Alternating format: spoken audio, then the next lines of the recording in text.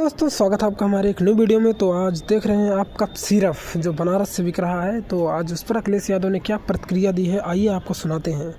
और cough syrup को लेकर इतना ही कहेंगे कि अगर आपको खांसी हो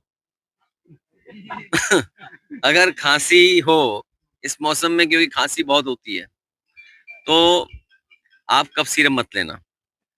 कौन सा वाला? जो बनारस से बिक रहा है।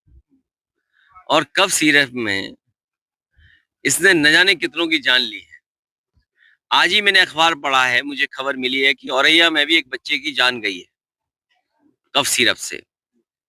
और वैसे तो बुलडोजर तैयार रहता है, अगर कोई गलती कर दे कोई घटना हो जाए तो बीजेपी का बुलडोजर तैयार रहता है।